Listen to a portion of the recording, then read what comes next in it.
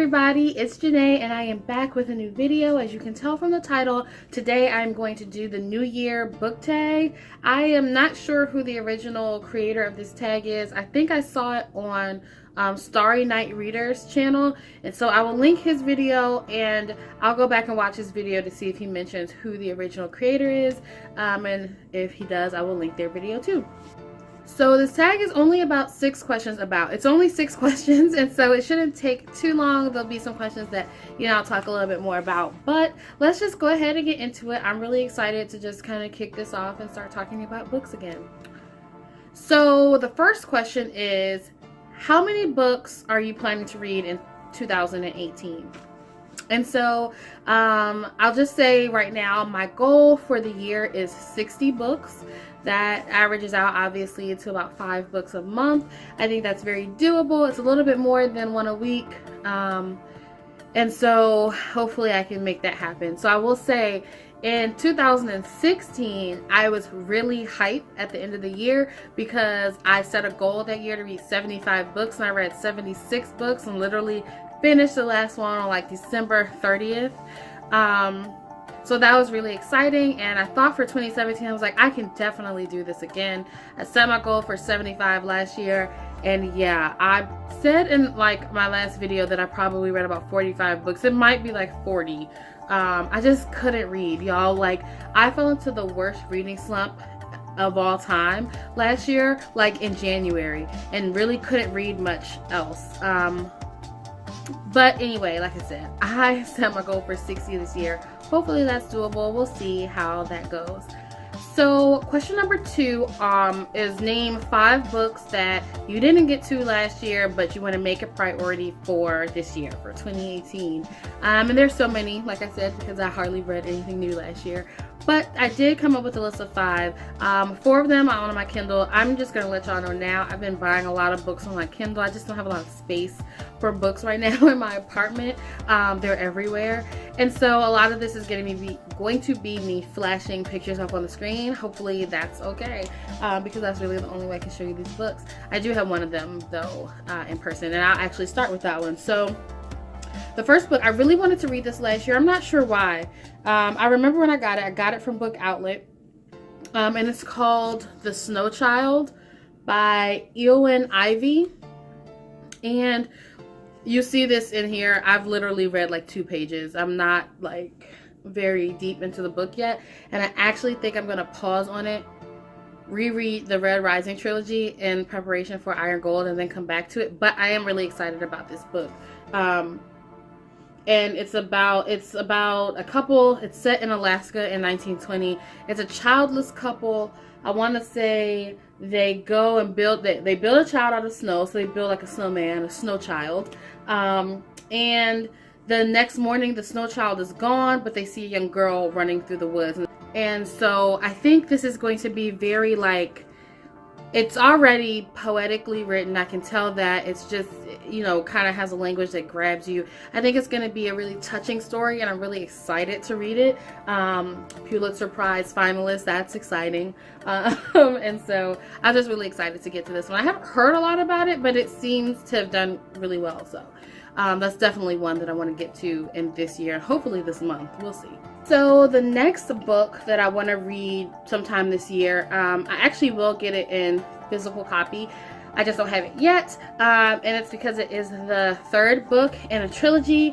I've talked about these books before, but the first book is The Vault of Dreamers. It's kind of shiny, by Carag M. O'Brien. I don't know how to say that, and I've said that every time I try and pronounce her name. I'm really sorry, but that's that. And then it was followed up by The Rule of Mirrors. And the last book, I'll just pop up a picture. It's called The Keep of Ages. I won't talk about it too much because it's the 3rd in a trilogy, and spoilers. I'm just really excited about the books. They are like YA thriller-ish, and more kind of like psychological, make you think kind of thriller. Like, I'm never really afraid. I'm afraid for the character. I'm like, oh my gosh, what's gonna happen? But I'm not personally afraid. And like, when I read or watch thrillers, typically I like to be like a little bit afraid, but these books are just awesome, and I do suggest them if you like YA kind of dystopian, not really just like set a little bit in the future, and kind of like a cerebral thriller type of story. The next book that I want to read in 2018, I do have it. I have it on my Kindle, and it's called The Black Prism, and it is the first book. I don't know how many books are in this series. I want to say it's a trilogy, but I'm actually not entirely sure. And I heard about it on the Peruse Project. Is that her name? Yeah, her channel. She loved it. And I'm not always the biggest fantasy person. Like you've seen, if you've watched any of my past videos, that I've definitely delved into fantasy a little bit more here and there. Like I'm definitely getting into it, but it just hasn't been my thing in the past. And so I really want to get into this kind of like high fantasy world, all about magic and all this. Now that I think about it, I read plenty of fantasy. But anyway, I just heard a lot of great things about it, and I'm really excited. It sounds like my kind of magic system, all of that. And so I definitely want to get to that. I meant to read it last year, and I want to get to it in 2018. So the next book I also own. I bought it last year. I wanted to read it, and I did not. Bought it on my Kindle, and it is Homegoing by Gyazi.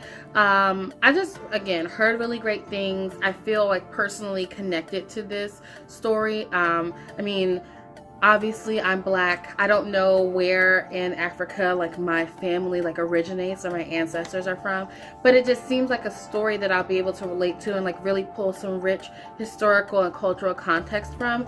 And so I am so excited to read it again. I've heard all good things, and so I'm excited, and I just, again, didn't pick it up last year for various reasons, but hopefully this year we'll get to it. The last book that I want to talk about in this topic, in this question, is The Hate You Give by Angie Thomas. Also a book that I own on my Kindle, and this book, I think I've been wanting to read it for so long. I've heard so many good things. In fact, I have not heard a bad thing about it. I've heard about it from people that I know personally. I've seen it so many times on BookTube videos. Like, I've read great reviews, all of that. And so I'm really excited for it. I think what kept me from reading it last year is just, it's been a tough time, I think, when you think about civil rights in this country, and the subject matter of the book, you know, from what I know, is that a young Black male gets shot by the police. It's kind of about his friend who is left. You know, she's still here living, and trying to deal with the aftermath of all of that. And I don't know anyone who's been shot by the police personally, and so I can't claim that, but I knew that when I picked it up, it was going to be a lot. And what I didn't want to do, especially because I was in such a reading slump, I did not want to pick up this book and put it down because it was too much for me to take at the moment. This is not, for me, an escape book. It's not like a book that I'm reading for diversity's sake. And if you are, that's no shade. Like, you know, none at all. But I guess what I'm feeling is just that, again, because I'm Black and can kind of relate to this on an everyday level, it does happen to me sometimes where I'll pick up really good books and put them down because they're too much, and I don't go back to them. And I did not want that to happen with The Hate You Give, and I think I'll be able to read it this year and like really appreciate it. And so I'm really excited for it. I say excited more than any other word on this channel, I feel like. But I'm looking forward to it, and I just really wanted to be able to like read it and not DNF it through no fault of, you know, the book. So there it is. So number 3 is quick. It's just a genre that you want to read more of in 2018, and for this, I don't know, probably nonfiction. Like, I've read quite a bit of nonfiction in 2017 and 2016, but I still don't read as much of it as I would like. And as you saw in my last video, I have a lot of nonfiction books at the moment that I am looking forward to reading. And so I do want to read more nonfiction. And I think runners up might be historical fiction and maybe steampunk. Those aren't things that I gravitate toward. Like, if I read a really good book in either of those genres, I love it. Obviously, if it's a good book, I like it. But it's not something that I search out. And so I just want to read a little bit more of that this year. So number 4 is just 3 non-book related resolutions or goals for 2018. And I stopped making New Year's resolutions, I want to say last year, just because, you know, for the typical reasons, I don't always keep them, etc. And I moved toward having a word for the year that I just kind of concentrate on and meditate on and think about throughout the course of the year. And I mentioned in my last video that my word for 2018 is discipline. And so I kind of just tried to glean some thoughts about where I want to add some discipline into my life, and just to give you an idea. And again, these aren't resolutions. These all kind of flow up into the whole idea of discipline for me. But I did kind of want to be able to answer this question.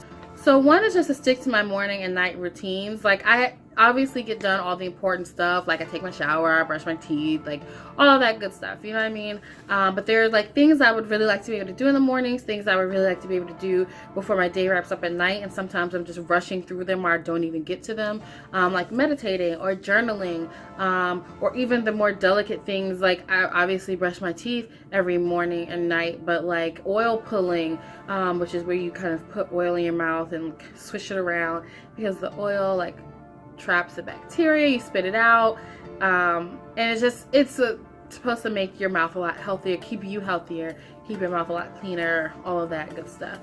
So little things like that I want to add to the things I already do, and I just haven't been disciplined about them. Like, I know I want to do these things, I just haven't consistently, so I want to be able to do that, and I have started to do that, so that's very nice. Number 2 is to be a little bit more social. And the reason this falls under discipline for me is because there are times I do in general want to be a more social person, but I also understand about myself that I am not a super social person, and that's also okay. That's just who I am, right? But there are times where I like make plans, and either because of like legitimate reasons, like that I can't go, or I'll just get this like weird pit of like social anxiety that I have to push through in order to go places sometimes, and sometimes the push doesn't work, honestly, and I end up canceling plans. And I just want to be a little bit better about that, be a little bit more discerning about the plans that I do make, and then like following through with all of the plans that I make, because I don't want people to ever think that I don't care about them, or, you know, they're not special to me because I didn't get to go to this brunch or this party or like whatever. And maybe that's more, maybe I just should show people how I feel about them outside of social events. I could definitely take that on too. But, you know, there's nothing wrong with getting out of the house every now and then, and I don't do that a lot, so I want to do that a little bit more this year. So that's that. And my third resolution goal, I guess I want to put under this category, is just to complete my life purpose coaching certification. So I mentioned last year that I'm working toward being a life coach. That's still very true, but where I'm going through, life purpose coaching and life coaching in general they're different. You can do both, obviously, but they're not completely the same. Life purpose coaching, it takes a little bit less time to get that going, and I do want my coaching practice to center around people finding their purpose and exploring their passions. And so I want to get that specific life purpose coaching certification, and that'll be a part of my bigger life coaching certification, but I want to specifically get that done this year for sure, so I can just go ahead and get started and keep adding on things as that makes sense for my practice. Number 5 is a book that you've had forever and still have yet to pick up. And this kind of seems similar to number 2 to me, but I guess it's not making a promise I'm going to read it in 2018, although I hope that I do. And I actually have that book, physical copy. I have so many books that I have had for forever and haven't picked up, but this is one that I've been meaning to read really for quite some time, and so I hope I do get to it this year, and that is I'll Give You the Sun by Jandy Nelson. I've heard a lot of great things. I think it's about siblings, a brother and a sister, twins maybe, and I have siblings. I don't have a twin, but I have siblings, and I love them very much, and I love books that show sibling love. They're some of my favorite books because I relate to them so hard. So I'm really excited about that. I hope that I get to it, but If I don't know, but that's just a book that I've had for a while and not yet gotten to. And number 6 is just one word that you are hoping 2018 will be.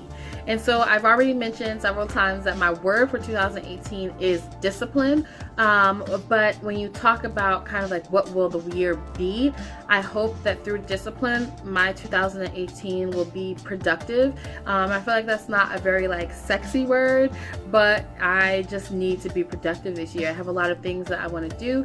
And like I said in my last video, there's no reason I can't get those things done. I just have to have the discipline to sit down and make them happen, and that will make this year productive. And so I'm hoping that I'm able to do that and work through some stuff this year. So that was a New Year book tag for 2018. I hope that you all loved it. If you have any comments about anything that I said, any books that you think I should read, any books that I mentioned that you have read or want to read, anything you want to comment on, please leave me a comment down below. I would love it if you subscribe to this channel. You look back and it hasn't been very consistent, but like I said in my last video, I am fully committed to the consistency of this channel moving forward. So I'm really excited about that. Definitely like this video if you liked watching it. And other than that, I will see you in the next one. Thank you so much for being here.